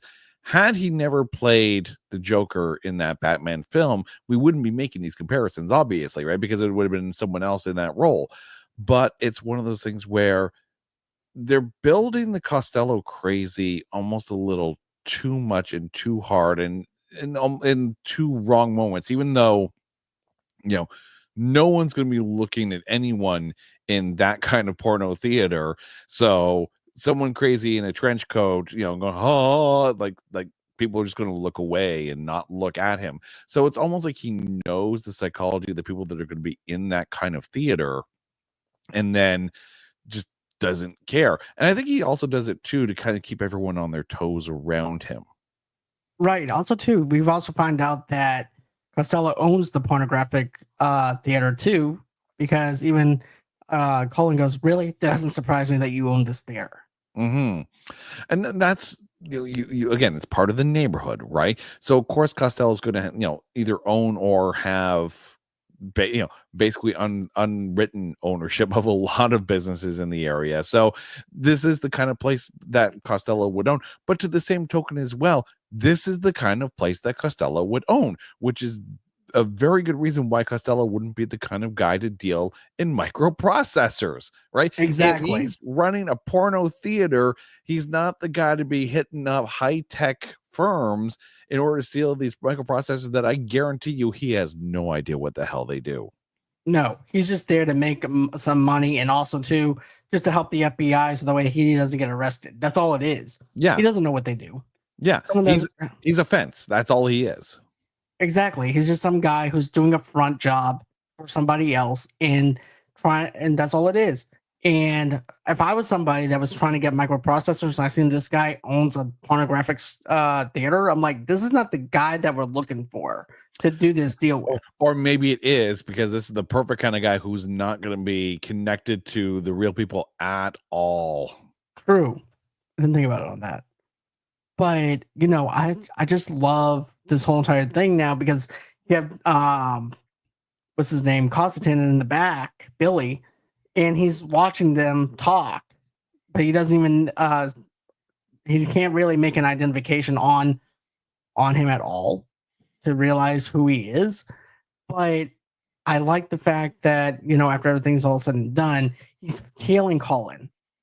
And then Colin is thinking that Billy is behind him. And just as he thinks that he's behind him, he shoots the Chinese worker. Yeah, just pulled the knife and stabbed him right away. Yeah. And also, too, you have then Billy's phone rings with the text of Denham, no, not Denham, but Queenan to go ahead and make the rest. And, I'm like, oh shit. I remember seeing that for the very first time and being glued to my set. Because I was also glued on this scene too, because there's no background music or anything for this scene either. None of these scenes really have any background noise and everything. But I just remember like, okay, so is someone going to die now? And so it was me. It was not neither one of them. Yeah. Again, it's one of those very well plotted, tense moments. This was very much a happening of plot convenience. Billy's been undercover long enough at this point, and we saw in the scene, when the really really tense scene at the deal, everyone's got their phone on vibrate or on silent mode. There is no way in hell Billy is tailing someone with his phone on ring. It was weird for him to have that on there, unless it was like, okay, I must have accidentally hit vibrate in my pants or something. You know what I'm saying? If I might have actually took it off of it. Weird thing to say after a scene in a porno theater, but yes, go on. I'm just trying to justify it. But yeah, it is kind of weird though. Like after all that time that Billy was undercover, and all of a sudden now he's making mistakes and having his phone on vibrate, not on vibrate, but off of vibrate. Yeah, it's a plot convenience at that point, right? But then I like how Billy's going across the crosswalk looking for Colin, and then Colin's inside the security footage, and he can't even see it because his face is. The security footage sucks back in 2006. Just as it did in the early 80s. And so glad that they didn't pull the the movie trope of enhance. And no, if you enhance standard def camera viz from that far away from a 2006 camera, you're lucky if you can see anything more than a blob of color in black and white, apparently. So I like the fact that they kept this very real, and it's like, you're not making anything out about this guy because it's such bad quality camera and resolution, right? Because even Colin was trying to basically zoom in on the face, and as he got closer and closer, it's still pixelated. Yeah, so yeah, that's reality, and kind of in shadow as well, and at night, so you're not going to get a clear picture, and it also maintains that suspense as well. Right, with this whole cat and mouse thing. Mm-hmm. So during a holdup, Constantine confronts a junkie who reveals that Frank is an FBI informant. Constantine then reveals that Queenan that night later, he meets Madeline at her former apartment. We talked about that, and the two have oral sex. 2 days later, Sullivan tries to talk to Queenan about the informant files, but Queenan declines to help him. Sullivan orders a tail on Queenan, during which SUI officers follow him to meet up with Constantine on 344 Wash Street. Queenan meets up with Constantine on the roof, and Constantine informs Queenan that Frank is aware of the naked mole rat. Soon, Costello crew arrives to meet with Constantine, and they attempt to escape. So let's talk about, since we already we talked about the whole fact that he winds up sleeping with Madeline. Madeline. We'll just go on ahead. We'll talk about the fact that now Colin winds up putting a teal out on Queenan, and you have this whole entire thing now where, Billy's like, look, are you sure you don't have a teal? He goes, look, I'm telling you, I don't have a teal. He goes, are you sure? He goes, Billy, why would they have a teal on me? He goes, just do it. Just get on another train. And then as I'm watching this for the first time, I remember, I'm like, oh my gosh. He has to switch trains now. He has to do everything just to try and lose the teal that Colin has on him. Because now Colin thinks is actually making him look like he's actually a perp, which is ridiculous. Even the cops are like, what the hell are you doing? Because, well, I have to investigate everyone, even if it means I have to investigate Queenan himself. Yeah. And then this is showing Colin's desperation because, I mean, and it also adds to the resolution a little bit later on. Colin is looking for a way out. He's looking for a way to kind of close this whole thing and kind of get out of Frank's thumb, by tagging, Queenan as the mole.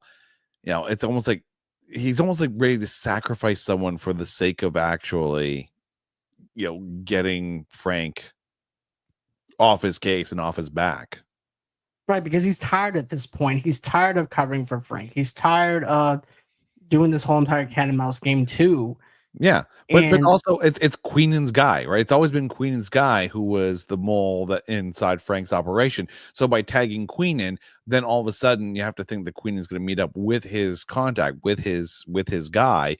So this is the easiest way to figure out who the guy is. And then you just go on ahead and simply get rid of Billy. You get rid of Billy. Get rid of everyone that was tied to this case, and then maybe you might be able to get rid of Costello later on if you wanted to, or you can still be his puppet in a sense too. Yeah, but I mean, this is also where things go south as well because Billy's able to kind of get out of things. Queenan kind of takes the heat and then takes the fall literally for Billy. That scene is so just stark, right? Because Billy gets back to the main level of the building and turns around a corner, and then boom, there's a body that falls all the way down. It's like, well, that could have gone real bad real fast. But yeah, the fact that Queenan protected his, for lack of a better term, surrogate son, that's kind of how he was treating Billy with his life. This was the buildup, right? This is what I was talking about with making Queenan be much more sympathetic and a likable character so that when he does die, it gut punches you that much more. And it's so stark and so sudden when it happens that it hits you even harder. There's no long pronounced kind of beat down kind of scene where they're trying to break down Queenan to find out who the inside guy is. It's just done in inference and off camera so that when you see the aftermath and Queenan falling down and hitting the ground, it's all of a sudden like, oh. Because you're just as shocked as Billy and the rest of the crew members from Costello's crew whenever you see him fall. And if we actually seen him push, no, not the gang members. I'm sorry. It was actually the cops. If we got that push and we seen the push, we wouldn't have been as shocked as Billy was. I think that, but I like the fact that it cuts down to Billy going down the stairs, and then you finally get down there, and then, okay, you can take a breath because Billy's okay. But at the same time, you're also worrying about Queen. Then all of a sudden, you see the drop. You see the suddenness of that stop, and it just winds up, the blood splatters on Billy. And then the cops that are working for Colin are shocked, just as we are shocked about what happened to Queen.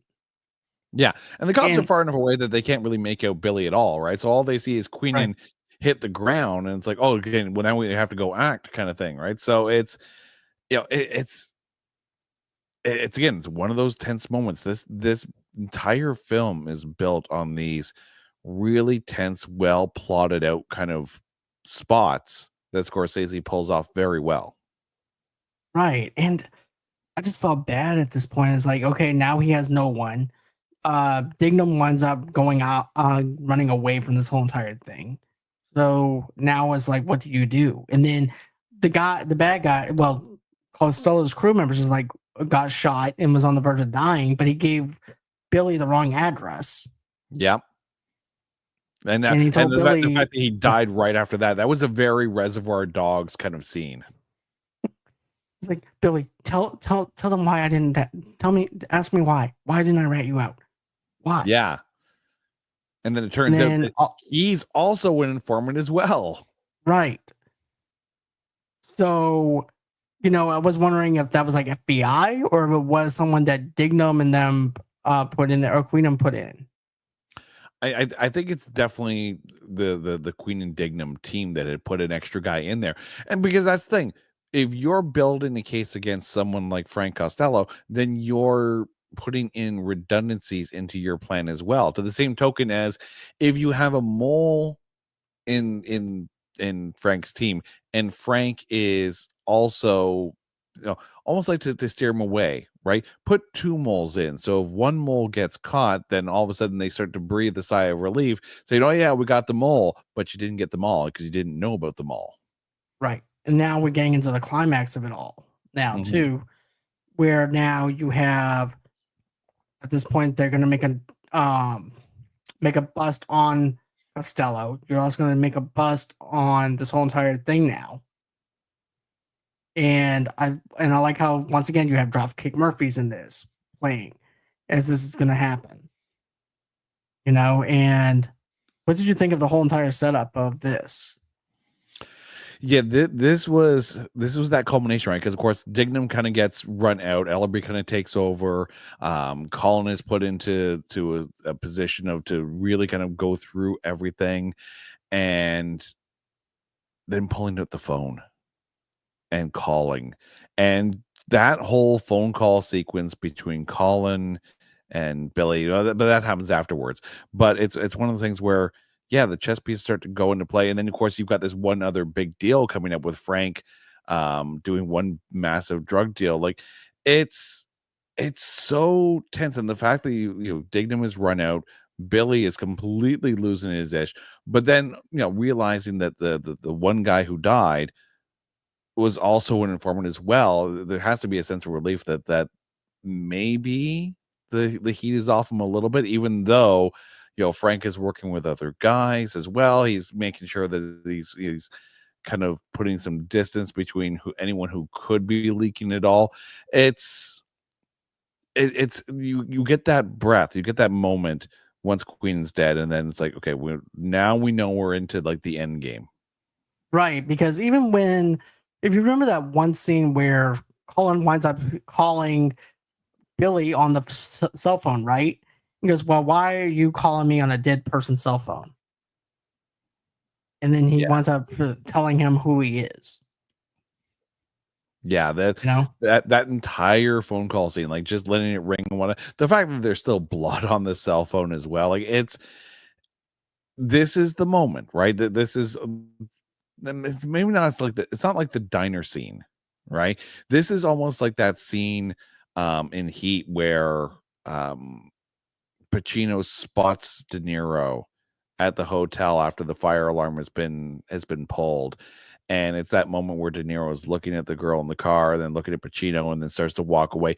This is that moment, that whole phone call moment where it's like you can go, or you know, or you can run. And Billy's looking at that phone as it's ringing. It's like, huh, I could pick it up and I could deal with this, or I could not ever answer it and just go away. So the fact that he picks it up, that's that kind of moment. right? It's very haunting. It's very horrifying to see this phone number being popped up all over again and his phone ringing. Not sure who it is on the other line. Like, is it the mole? Is it someone on Frank's crew? It could be anybody, and it just happens to be Colin, who is pretending to be a cop when he's not really. He's appearing to be a cop, but he's not a cop. Just as Billy is appearing to be a cop and not be a cop. Yeah, and that's the other thing too. I love the fact that, I mean, Colin knows that Billy is on Frank's team. A, because he knows, but B, there's surveillance, right? But he doesn't necessarily know what Billy sounds like, right? And Billy wouldn't know Colin at all because they never met in the academy. So this phone call makes sense that they still don't know who the other person is, really. Exactly. Other than the fact that they were in passing as Colin was getting out of the office of with Dignam and also with what's his name? Dignam and you know what I'm talking about. Oh yeah, and Queenan, yeah. And Queenan. That was the only time that we actually seen these two together. Other than that, it was just like, co-workers passing each other in the hallway. Yeah, But yeah, it's a moment that meant nothing to the characters, and there was no reason why these two would remember each other at all. exactly. So now we have Constantine then meets Madeline and hands her an envelope telling her, not to open it unless something happens to him or if he calls her and tells her to do so. Later, he sends her a CD of Frank's conversation with Colin about finding the gang's naked mole rat. Sullivan calls the number on the CD and reaches Costin, but we'll get to that in a minute. But yeah, it's only been 2 days later. The news reveals that Delahunt's body was found and was undercover. Boston police officer Frank's crew goes to retrieve a crate of cocaine in Sheffield, where Frank is being tailed. Frank orders Colin to get rid of the tail. Colin does that by uses information provided by Costin to infiltrate the drug deal without a tail. At the deal, the crew is ambushed by the state police, and all Frank's crew save for Costin and kills the ensuing gunfight. Frank, wounded, calls for Colin, revealing that he knows that Frank is an FBI informant. Colin worries that Frank had mentioned his name to the FBI, which Frank says he hasn't. Frank tries to shoot Colin, but Colin is quick enough to shoot Frank in the chest first, killing him. At the SIU headquarters, after being applauded, Colin meets Costin for the first time. As Colin searches for Costin's file, Costin sees that the envelope of a personal information his gang provided Costello with the misspelling of citizen crossed out. Costin leaves the SIU. Upon realizing that Costin knows Sullivan is the naked mole rat, Sullivan erases Costin's file. Yeah. So first of all, the envelope that he gives to Madeline, it says, "Don't open this, until I tell you," kind of thing. We never see of that envelope again. This is one of those dangling things that never really got resolved. Maybe we didn't ever need it resolved, but it's one of those things where that part never really got resolved. We never knew what was in that envelope. But to the same token as well, the fact that he sent the CD to Colin because he knew who Colin was, and it was her because she knows William Costigan, so she recognizes the return address, at least the name on the return address. So that's why she opened it up to hear the CD. That scene is great. That is fantastic. Yes. Vera Farmiga. Let's talk about this. Great. Like, I really like the fact with the whole shootout scene was really good. There's no background music, but I like the fact that we're having Dropkick Murphys shipping out to Boston again, but it's more like a hyped up version of it, where it's like, we're about to do this deal. Just as we're about to do this deal, we're about to wrap up this whole entire movie that you guys have been working your asses off on and being glued to your TV sets or big screen, and the payoff is about to happen on both sides. And I just love how it sets up a lot. And then you have the whole entire shootout, and then you have Colin who winds up shooting Frank, and this is actually what gets him what winds up happening. He winds up getting the whole entire thing all the way through. He wants to get rid of him. Yeah, this was Colin's break. This was Colin's break moment. He's like, I kill Frank and I can be free. I can actually live a life. I no longer have to be under his thumb. This is the moment. And then of course, like, he's all like, oh yeah, no, and being hailed as a hero and getting promoted at work. He's like, finally, I'm out of the thumb.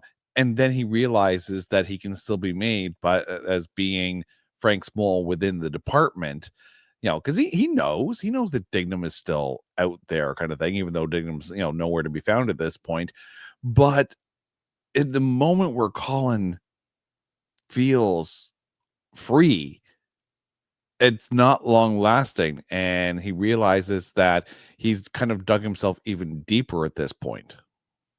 Exactly. Now he's like, okay, what do I do now? And then he gets over to Billy when in the police station, and Billy winds up saying, well, look, I had to erase my identity, and he gives him the password to his identity.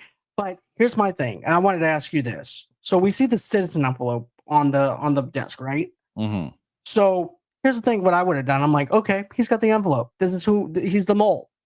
But I would have actually taken the envelope, put it back where I got it from, set my ass down there, and let him, because at this point he doesn't realize anything. Colin doesn't realize that this is who he is. He just thinks he's another undercover informant, and that's it. Yeah, I think this is that Billy almost having that fight or flight kind of response upon seeing the envelope, because Billy doesn't know how many people survived that shootout at the bus where Colin shoots Frank. He doesn't know if Colin is still dealing with anybody else. So it's there's still proof that Billy is in that envelope. So he's trying to make it in a sense that, like, okay, if I just pretend like we don't see it, kind of thing, and just bolt, he doesn't know, right? So I don't mind the fact that he just leaves and doesn't call Colin out right there, because again, what would Colin do if confronted with that right off the bat? I also think it's at least allows us this moment for Madeline to be the one to reveal to Colin that his involvement in all of this is now known. The fact that Madeline just sits there and pulls the headphone jack out of the stereo and just lets that CD crank in the apartment, like, that's a gut punch moment, right? Right, because it's like, oh shit, she figured me out. I don't have the straight edge like I did before. I don't have the swagger like I had before. I'm screwed. Yeah. And also showing that Colin has been lying to her this entire time, right? For someone who said, yeah, okay, I would lie for Billy, kind of thing, to have Colin now have all of his truth played out for him on a CD and for her to hear directly, like, that's got to be a heart-wrenching moment for her. Exactly. And then also too, like, I think that Colin would have let Billy live if he didn't go ahead and just did that flight, you know what I'm saying? Basically figuring out and just leaving. I think he would have actually let him live, and then nothing gets resolved. You know what I'm saying? Then again, we don't get that whole entire confrontation with Madeline, who winds up covering up who winds up finding out that, hey, my boyfriend's been lying for me for 7 months now. So if he didn't leave, he would have lived, but at the same time, she would still been being lied to by Colin. But also too, with Billy leaving after seeing the citizen's envelope, Colin got rid of Frank in order to clean up any loose ends, basically. Right. If Billy suspects that this is the case, what's to stop Colin from shooting Billy? Once he realizes that Colin was working for Frank all along, Billy realizes that he's no longer safe. Right. So don't give him a chance. And then finally, we get this whole entire confirmation on the roof. He goes, how do you like that, you little snitch bastard? How about that? He goes, he trusted me more than he trusted you. Costello trusted me more than you. Let that sink in. And then next thing he goes, well, where you want to meet at? On the roof where Dignam died. Or Queenan died. Where Queenan died, sorry. But yeah. So he meets him on top of the roof. They have this whole entire confrontation. And then you have Anthony Anderson's character coming up on the roof, too. He goes, look, I got tapes on this guy. He's not who he says he is. He goes, well, that may be, but I still have to bring you in. Yeah. And this is the moment, right? Here, all of a sudden, Anthony Anderson is the only one who knows who both of these people really are, right? So it's perfect that it is him that shows up, which allows them to be able to kind of get down the elevator, only to find more guns at the bottom of the elevator as well. This is where all the bullets start to fly. Yeah. And then, he's like, I'm going to kill you. And then next thing you know it, this is actually one of those things where we finally get DiCaprio inside the elevator. I'm like, okay, finally the guy's not going to die, is what I was thinking. Okay, I can have a deep breath. Then all of a sudden, bam, he dies. I'm like, whoa. And shot in the head. Yeah, as bluntly as Queenan was killed, this was straight up, no second thought. No, we don't see anyone on the other side of the door. We see from their point of view, door opens, gun blast hits, and it's a shock, and it's a great jump scare at that point. Exactly, because is it just me? I know this is your first time seeing this, but did you feel like, okay, I can breathe a little bit? DiCaprio's got him, Billy's got him in the elevator, he's got his guy, everything's gonna work out, right? Did you feel like that, or did you feel like there's something that's gonna happen? There was a moment, but to the same token, it's you have to ask yourself, are they going to put out a film where in essence the bad guy wins? Because had Colin actually gotten away with everything, then the bad guy would have won. Which is why, like, the next scene when we've got Billy's funeral going on, and you see Madeline just staring at Colin during the funeral, it's like Colin now realizes there's another. It almost feels like that moment where Colin has realizes there's another loose end to tie up, and you start to worry about Madeline. Right. And then we have that. And then after Billy dies, we have the whole entire play of CD. Then, it's so good. Mm-hmm. But then, of course, like, you get past the funeral and all that, and then you get Colin going home, opens the door to his apartment, and there's Dignam with the booties on. Yeah. Nary a word. This was the best Mark Wahlberg scene in the entire freaking movie. No words, no emotion, just menacing in his almost business-like manner of doing this. Like, it was so well done. It was like there was no emotion to him. He just goes over there, shoots the guy that he needs to shoot, and then he's done with them. And then after that, it goes over to this whole entire thing of rats going across the thing. So it makes an assumption like everybody's a rat in this movie. Yeah, I wasn't a fan of the rat. Yeah. It felt like you were being a little too didactic on this thing. I think you could have just let the camera pull up to the window so you could see the view of the academy that Colin had, and kind of leave it at that. I think the rats a touch much. I mean, it's the one part of this film where I'm just like, I wish they hadn't have done that. Right. I just felt like it was like too on the nose for that scene. I just didn't really care for that. Yeah. But other than that, I thought everything else worked. I think what else I was going to say too, because it was, but I was just like how every single sentence that every single time when someone dies, Colin's like, I'm just going to give him the Medal of Merit badge. Yeah, you didn't die. Here's a medal. Right, here you go. But still, okay. So now that we stripped away the nostalgia from it, now that we talked about this non-nostalgically, where do you stand with it? I think I still sit at an 8 on this one. I'm less concerned about some of the plot holes because, as we were talking about it, especially on Frank's working with the FBI, because I was like, we never see him do anything with the FBI. Well, if you think about that microprocessor deal, you can almost imply that was directly working with the FBI, and that kind of makes a lot more sense. I still have no idea what's in the envelope that Billy gave to Madeline, because they never resolved that one. And we can just get rid of the rat off the balcony. But I still think it's an 8 out of 10. And I think it's a must watch for people if they're looking for a really good suspense film. Okay. Under or over, do you think that that's Billy's kid, or do you think that was Colin's kid that she's pregnant? It's Billy's kid. It's absolutely Billy's kid. Under 10%. It's his. Okay. So now that we talked about this, I'm just going to mention this. I love this movie still. I still hold it. I actually have this on DVD, and then I brought it on 4K for the Steelbook because I need to upgrade my DVD collection. But there's just something about it between the music of Pink Floyd being played and through the music of The Departed, and then the acting and making me fall in love with Leonardo DiCaprio's acting, and then seeing what Matt Damon can do with the right script, with the right direction and stuff, and Jack Nicholson being in this.